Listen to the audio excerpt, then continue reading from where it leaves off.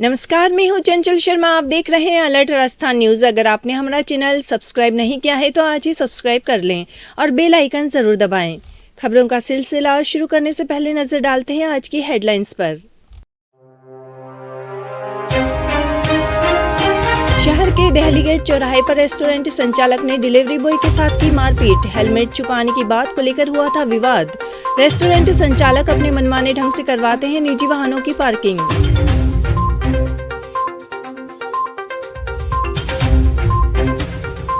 बलीचा में diesel tank की welding के दौरान हुआ ब्लास्ट। एक के मौके पर ही हुई मौत। परिजनों ने ट्रेलर चालक पर लगाए लापरवाही के आरोप।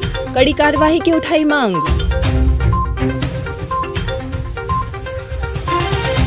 मुख्य सूचना आयुक्त ने पहली बार जयपुर के बाहर उदयपुर में विशिष्ट अदालत में सुनी अपीलें। संभागीय आयुक्त और कलेक्टर के आग्रह पर आए थे उदयपुर। अदालत में 301 अपीलों की सुनवाई के बाद निस्तारण के दिए निर्देश। अब खबरें विस्तार से। उदयपुर शहर के व्यस्ततम दहली गेट चौराहे पर संचालित होने वाले रेस्टोरेंट मालिकों की दादागिरी इतनी बढ़ गई है कि देर रात पार्किंग को लेकर वे किसी के साथ भी मारपीट कर देते हैं और अपना रौब जमाते हुए किसी को भी वहां पर गाड़ी पार्किंग नहीं करने देते हैं। बीती रात को एक ऐसा ही मामला सामने आया जिसमें बावर्ची रेस्टोरेंट पर देर रात तक जोमेटो में कार्य करने वाला एक युवक अपनी मोटरसाइकिल लेकर पहुंचा और दुकान के बाहर खड़ी कर अंदर पार्सल लेने गया। तभी बाहर मोटरसाइकिल पर रखा बावर्ची रेस्टोरेंट के समीप स्थित बावर्ची रेस्टोरेंट के संचालक ने हेलमेट को छुपा दिया। हालांकि जब जोमेटो में कार्य करने वाला युवक हेलमेट लेने के लिए बावर्ची रेस्टोरेंट में गया तो उसमें कार्य करने वाले राहुल और महेंद्र सहित अन्य साथियों ने उसके साथ जमकर पिटाई शुरू कर दी। मामला बिगड़ता देख इसकी जानकारी धान मंडी पुलिस को दे दी गई। सूचना मिलते ही पुलिस मौके पर पहुंची और पीड़ित के साथ रेस्टोरेंट में बैठे सभी लोगों को धान मंडी थाना लेकर पहुंची, जहाँ पर पीड़ित कैलाश गमेटी ने आरोपियों के खिलाफ जातिगत गाली गलौज और मारपीट करने का मामला दर्ज करवाया। आपको बता दें कि दहली गेट चौराहे पर स्थित सभी रेस्टोरेंट संचालक पार्किंग को लेकर पहले भी कई बार आपस में झगड़ चुके हैं। दहली गेट चौराहे पर खाली पड़ी जगह पर सभी रेस्टोरेंट संचालक अपने मनमाने तरीके से निजी वाहनों को खड़ा करवाते हैं और कोई अन्य व्यक्ति जो कि रेस्टोरेंट में खाना खाने नहीं आया है, उस व्यक्ति ने वहां पर अगर वाहन खड़ा कर दिया तो उसे वह अभद्र व्यवहार करते हैं और गाली गलौज करते हैं और कई बार तो मारपीट की नौबत भी आ जाती है। हालांकि नगर निगम ने कई बार इन लोगों पर अवैध पार्किंग को लेकर कार्रवाई की, लेकिन रेस्टोरेंट का संचालन कर रहे लोग नियमों को ताक में रखकर फिर से सड़क पर अपना कब्जा जमा लेते हैं। नाम क्या नाम आपका? कैलाश। और जोमेटो में काम करते हैं?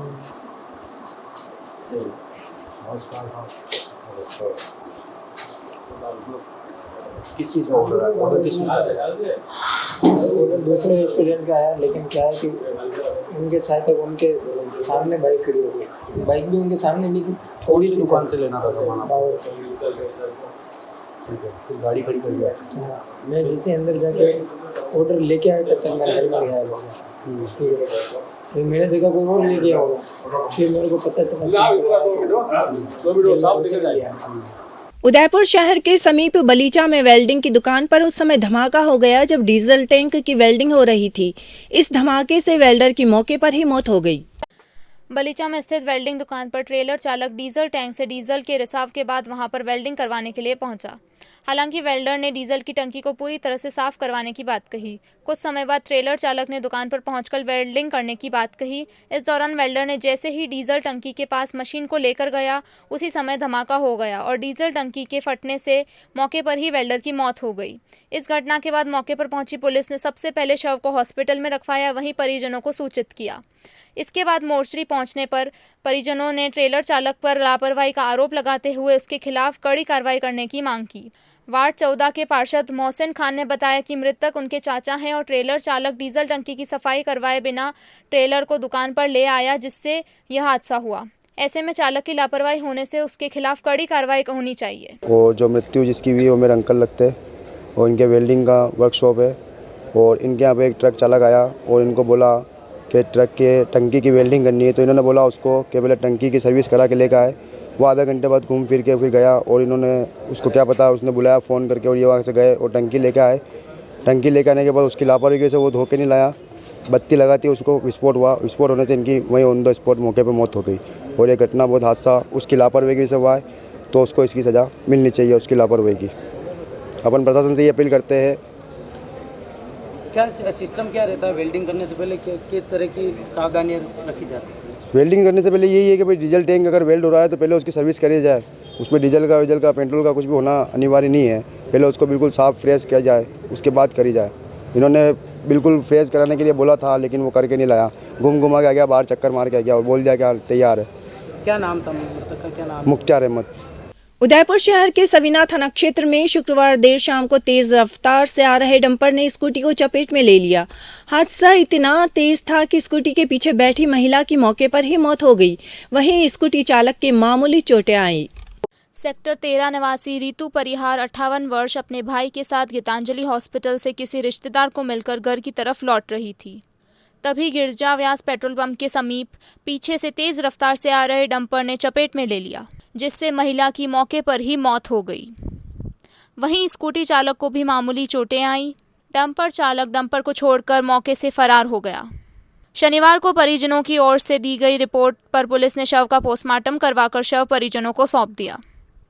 वहीं पुलिस ने डंपर चालक के खिलाफ मामला दर्ज कर उसकी तलाश शुरू कर दी। राजस्थान राज्य सूचना आयोग के मुख्य सूचना आयुक्त डी.बी. गुप्ता ने शनिवार को जिला कलेक्ट्रेट में विशिष्ट अदालत शिविर आयोजित कर लंबित अपीलों के निस्तारण के लिए सुनवाई की। राजस्थान राज्य सूचना आयोग ने पहली बार इस प्रकार से विशिष्ट अदालत का आयोजन जयपुर से किया है। इसके लिए संभागीय आयुक्त राजेंद्र भट्ट और जिला कलेक्टर ताराचंद मीणा ने राजस्थान राज्य सूचना आयोग से आग्रह किया था। इस विशिष्ट अदालत में उदयपुर, बांसवाड़ा, चित्तौड़गढ़, डूंगरपुर, प्रतापगढ़ एवं राजसमंद के लोगों की 301 अपीलों को सूचीबद्ध कर इनकी सुनवाई की। जिला कलेक्ट्रेट में सुनवाई के दौरान लोगों ने अलग अलग विभागों में लगाई गई आरटीआई में जानकारी नहीं मिलने के बाद की गई अपीलों के बारे में जानकारी दी। लोगों की समस्याओं को सुनने के बाद मुख्य सूचना आयुक्त ने इसके निस्तारण के लिए आवश्यक दिशा निर्देश दिए। राजस्थान राज्य सूचना आयोग के मुख्य सूचना आयुक्त डी.बी. गुप्ता की ओर से शनिवार को लगाई गई विशिष्ट अदालत शिविर में आए लोगों का मानना है कि पहली बार जयपुर के बाहर लगे शिविर में सुनवाई के बाद उनकी अपीलों का निस्तारण हो सकता है। इससे पहले हजारों की संख्या में सरकारी विभागों में अपीलों के बावजूद किसी प्रकार की सुनवाई नहीं हो रही थी, लेकिन यहां पर आने वाले लोगों का मानना है कि मुख्य सूचना आयुक्त के पास मामला पहुंचने के बाद उनके द्वारा मांगी गई सूचनाएं मिल सकेंगी। आपको बता दें कि 1 जनवरी 2021 को आयोग में कुल 15,803 द्वितीय अपीलें लंबित थी। उसके पश्चात मार्च जुलाई 2022 तक 17,270 अपीलें और रजिस्टर्ड हुई। कोरोना के चलते सूचना आयोग में तकरीबन 105 दिवसों में सुनवाई स्थगित रही, परंतु इस अवधि के दौरान डाक से नए प्रकरण दर्ज होते रहे। आयोग में वर्तमान मुख्य सूचना आयुक्त व आयुक्तगणों की टीम के 19 माह के कार्यालय में 15 माह 15 दिन की समस्त कोर्ट संचालित हुई। इस दौरान अथक प्रयासों में कुल 22,014 द्वितीय अपीलों का निस्तारण किया गया। फलस्वरूप 11,059 द्वितीय अपीलें शेष रह गई हैं। उन्होंने बताया कि राजस्थान सूचना आयोग में प्रति माह औसतन 1000 नए प्रकरण दर्ज हो जाते हैं। इस कार्यालय में प्रति माह लगभग 1450 प्रकरणों का निस्तारण किया गया है, जो कि आयोग में एक नया कीर्तिमान है। और मैंने सूचना के अधिकार अधिनियम के तहत जिला परिषद बांसवाड़ा में आरटीआई लगा रखी है। 2020 से मैं लगातार आवेदन कर रहा हूँ। हर बार कोई न कोई बहाना बना करके अटका देते हैं, या तो मेरी एप्लीकेशन को डिस्पोज नहीं करते हैं, या करते हैं तो लटका देते हैं। 6(1) से लगाकर सेक्शन 11 तक किसी भी नियम की पालना की नहीं जाती है। और मैंने आरटीआई कमीशन में सेकंड अपील दायर कर रखी है। सेकंड अपील में भी तारीखों पे तारीख आ रही है। देखते हैं आज विशेष अदालत में कुछ निराकरण होता है और रिलीफ मिलती है या नहीं मिलती है, अन्यथा फिर माननीय उच्च न्यायालय तो है ही। किन समस्याओं को लेकर पिछले आप 7 साल से? मैंने कुछ डॉक्यूमेंट्स मांगे हैं जो सरकार के गतिविधियों और उसके कामकाज से रिलेटेड हैं, लेकिन वो कागज़ देना नहीं चाहते हैं। अब क्यों नहीं देना चाहते हैं वो तो वही बता सकते हैं कि क्या ऐसी गोपनीयता है या क्या ऐसा उन्होंने काला कारनामा कर दिया जो छिपाना चाहते हैं। उदयपुर कन्हैयालाल हत्याकांड के बाद उदयपुर पुलिस पूरी तरह से सतर्क होकर आने वाले दिनों में सभी त्योहारों को शांतिपूर्ण तरीके से संपन्न करवाने के लिए प्रयासरत है। इसी कड़ी में आगामी समय में आने वाले सभी धर्मों के त्योहारों को लेकर शनिवार को महत्वपूर्ण बैठक आयोजित की गई। जिला परिषद सभागार में आयोजित बैठक में जिला पुलिस अधीक्षक विकास शर्मा, एएसपी हर्ष रत्नू, एडीएम ओपी बुनकर और प्रभा गौतम शामिल रही। इस बैठक में सभी धर्मों के प्रबुद्ध नागरिकों को बुलाया गया और उनसे आगामी समय में त्योहारों को लेकर चर्चा की गई। बैठक में त्योहार के दौरान होने वाली सभी गतिविधियों पर बात की गई, तो वहीं शांतिपूर्वक तरीके से सभी त्योहार संपन्न हो सकें, इसके लिए सभी ने पुलिस को महत्वपूर्ण सुझाव भी दिए। पुलिस अधीक्षक विकास शर्मा ने बताया कि आगामी समय में आने वाले त्योहारों को लेकर सर्व समाज की शांतिपूर्ण बैठक आयोजित हुई। इसको लेकर त्योहारों में शांति और हर्षोल्लास से त्योहार मनाने को लेकर चर्चा की।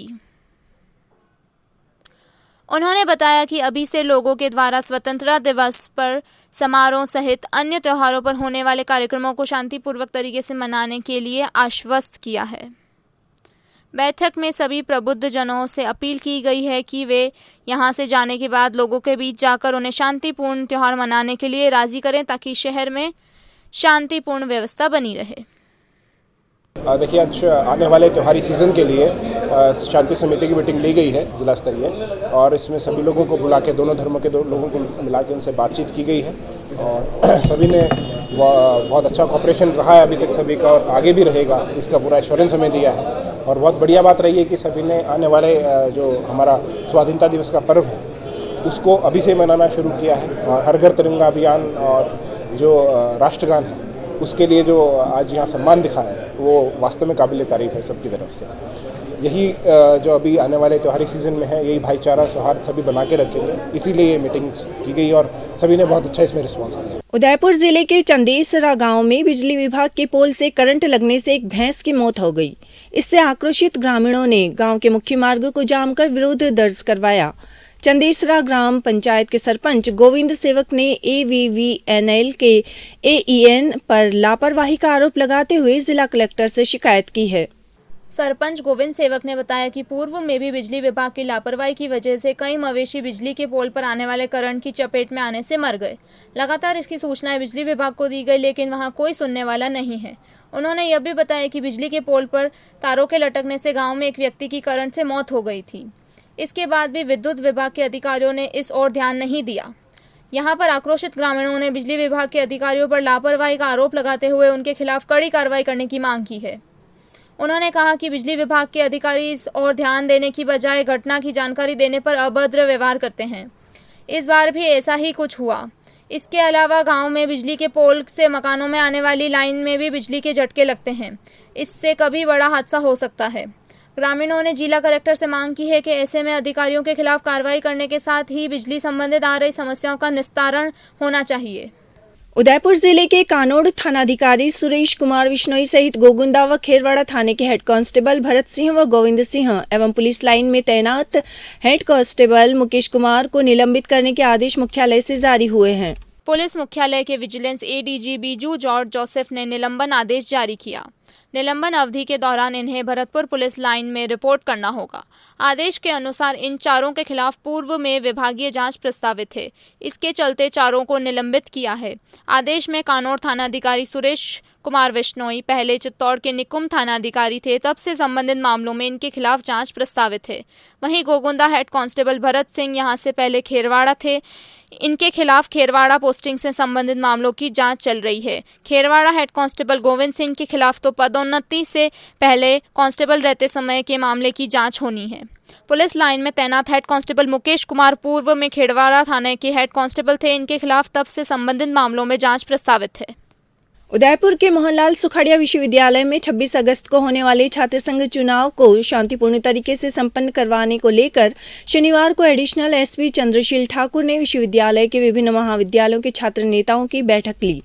शांतिपूर्ण तरीके से कराने के लिए छात्रों से चर्चा की।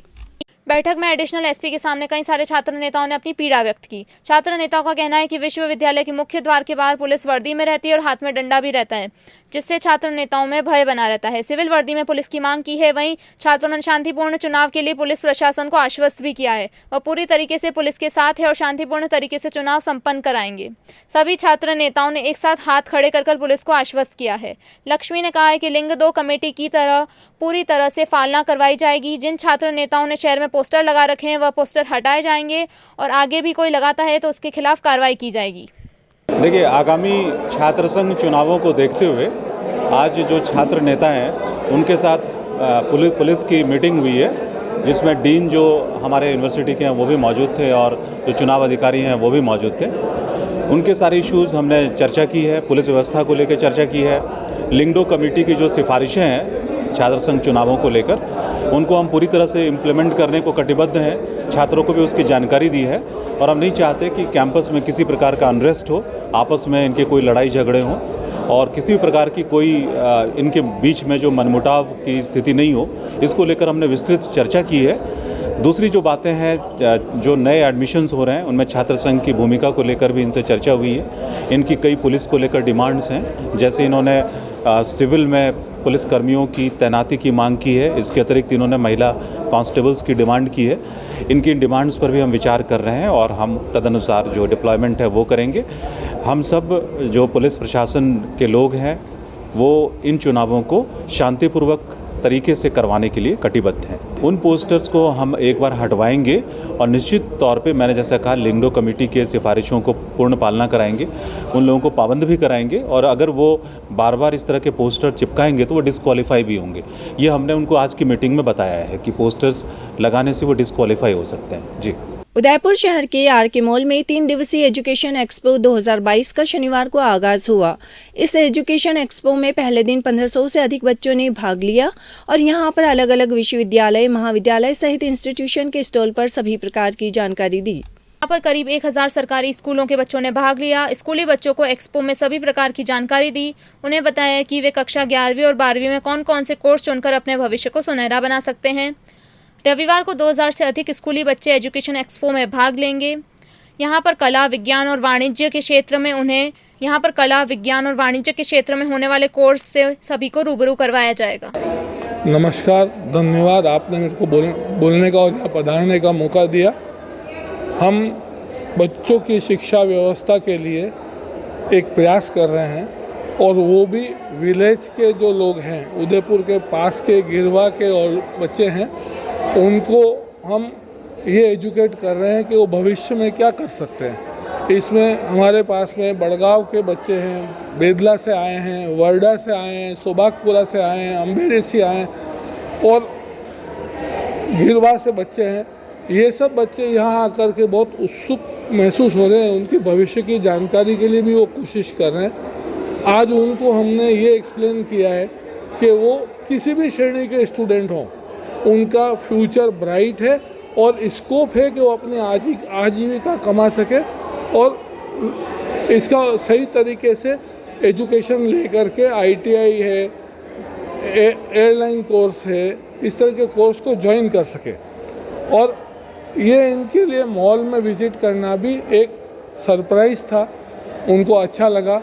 और बच्चे भी बहुत डिसिप्लिन वाले हैं, अपने यहाँ के बच्चे बहुत डिसिप्लिन वाले हैं और बहुत डिसिप्लिन से उन्होंने बात की, समझने की कोशिश की।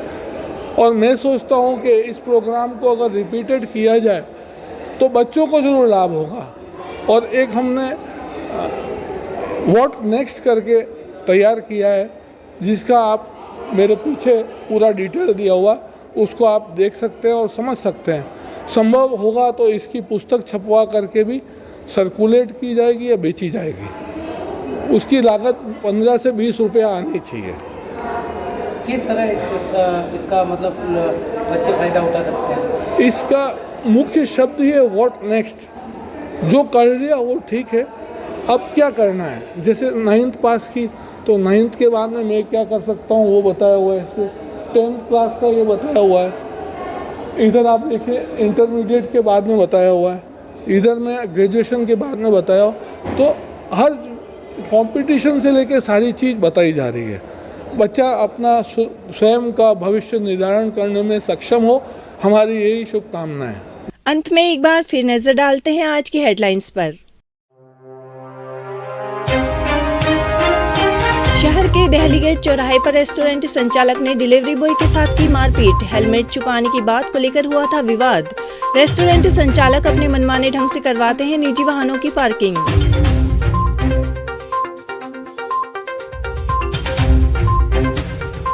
बलीचा में डीजल टैंक की वेल्डिंग के दौरान हुआ ब्लास्ट। एक के मौके पर ही हुई मौत। परिजनों ने ट्रेलर चालक पर लगाए लापरवाही के आरोप। कड़ी कार्रवाई की उठाई मांग।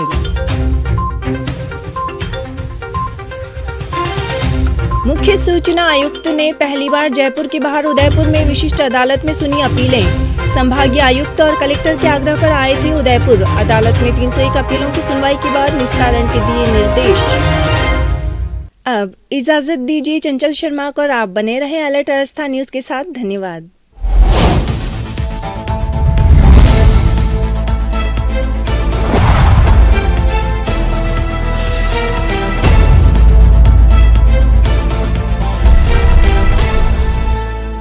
झीलों के शहर उदयपुर में प्रॉपर्टी खरीदना और बेचना हुआ अब आसान। शहर और आसपास के क्षेत्र में प्रॉपर्टी खरीदने व बेचने के लिए संपर्क करें गणपति प्रॉपर्टीज, नाहर, मंगरा। संपर्क सूत्र प्रोप्राइटर दिनेश खींची। Mobile number 9414182470। हमारा दूसरा नंबर है 9829536470।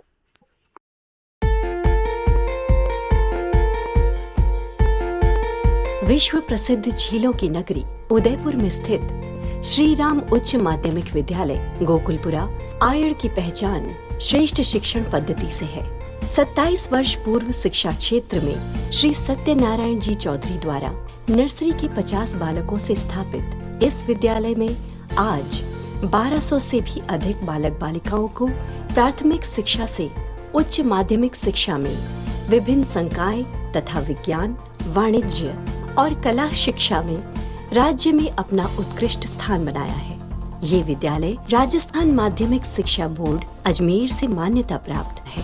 श्री राम उच्च माध्यमिक विद्यालय उन बच्चों की सेवा कर रहा है जो गरीब एवं मध्य वर्ग से हैं। कम विद्यालय शुल्क में अधिकतम सुविधा देने वाला एकमात्र विद्यालय है जहां सुसंस्कारित योग्य शिक्षक, श्रेष्ठ कक्षा कक्ष एवं आधुनिकतम सुविधाओं से युक्त 4 मंजिल में स्थित भवन इस विद्यालय की विशेष पहचान है। विद्यालय में बालकों को गुरु शिष्य परंपरा, बालकों के सर्वांगीण विकास के अंतर्गत शारीरिक विकास की ओर विशेष ध्यान दिया जाता है। इस विद्यालय में आधुनिकतम कंप्यूटर लैब, उपकरणों से परिपूर्ण प्रयोगशाला एवं पुस्तकालय स्थित है। श्रेष्ठ परीक्षा परिणाम एवं प्रतिभाओं का विकास हमारी विशेष पहचान है। हमारे स्कूल का उद्देश्य है हिंदी भाषा और संस्कृति को बढ़ावा देना। शिक्षित भारत, उन्नत भारत। जय हिंद। लाओ तुम्हारे लाल को इंसान बना देंगे, दुनिया पूजे इतना महान बना देंगे।